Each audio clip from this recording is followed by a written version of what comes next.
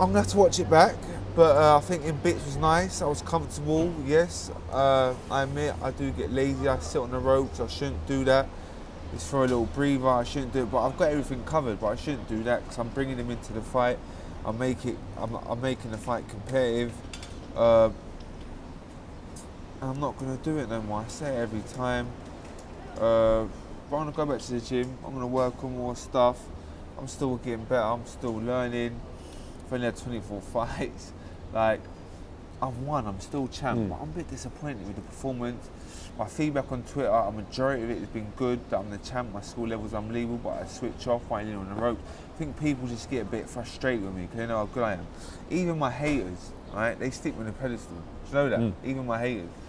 So I can't please. It's hard to please. It's really hard to please.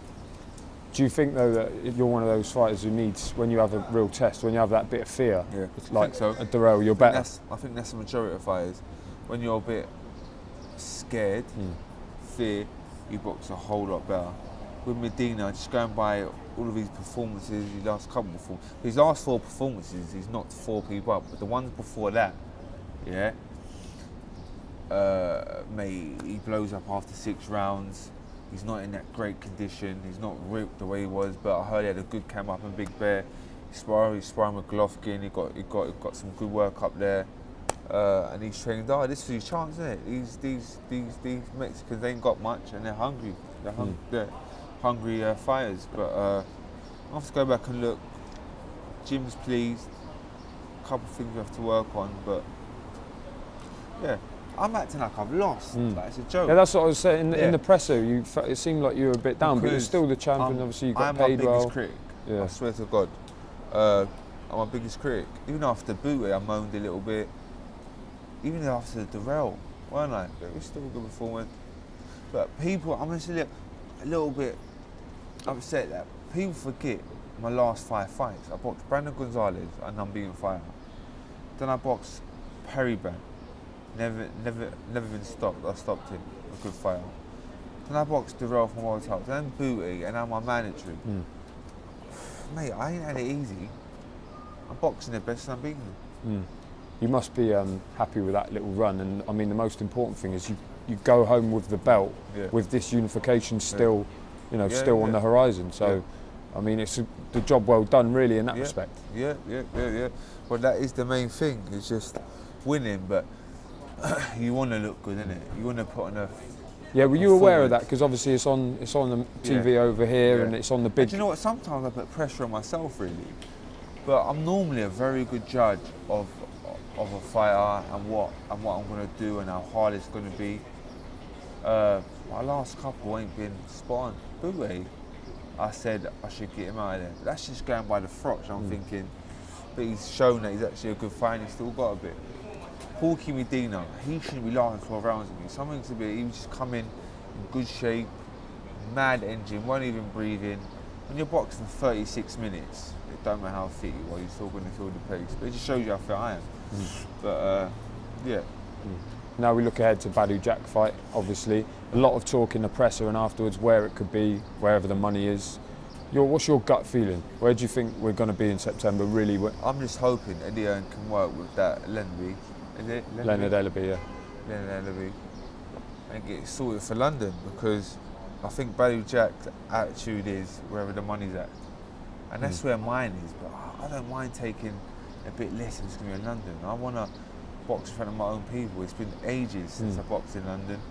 And to defend my world title and box for another one and unify the division, mate, that's my next goal, and that's the dream. So if Eddie can sort that for me, and how we can come to a deal, that's the one. But I wouldn't moan if it was in Vegas. If it come down to it and it was in Vegas, that's the dream as well.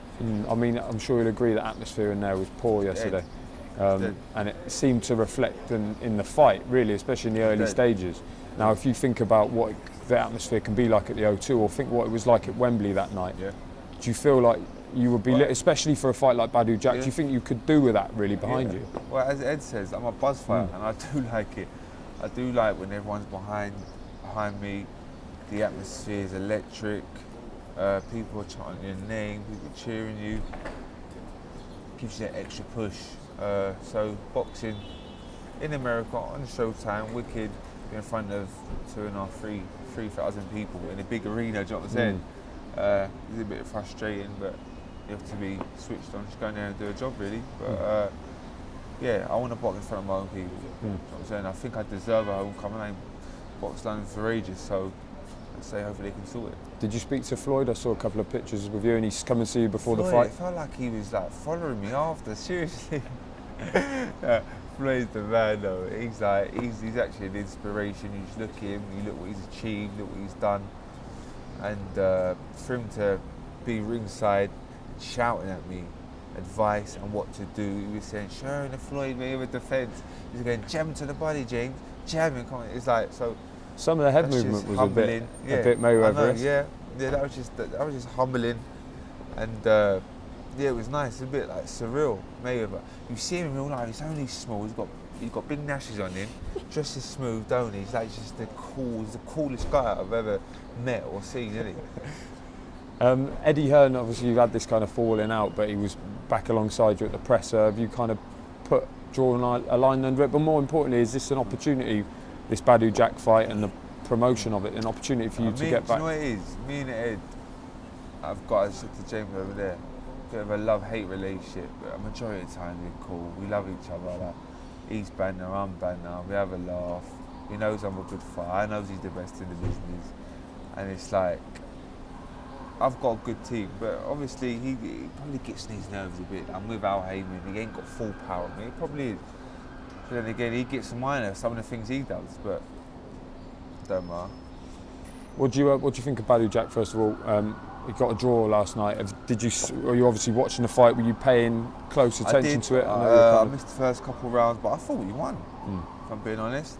I thought he boxed good, but Boué made it a competitive fight. I didn't think it was a draw. I thought Badou Jack won by a couple rounds. It was a good entertaining fight, wasn't it? So yeah, couldn't really. It was a bit. Everything happened too fast, really. I went in the change room, quickly got changed and come back out, and I was speaking to people and whatever. So. Just finally, Badou Jack said August or September, so it's a relatively quick turnaround. Yeah. What happens now? You're going to have a bit of a holiday, and then I'm going to have a couple weeks off. Not 9 holidays this time. I'm not going to have 9 this time. I'm going to have a couple weeks off, a couple holidays, chill with the family. I'm back on it. I'll be in the gym next week. You watch, just ticking over, working on things, a couple runs. It's my job, innit? I have to do it.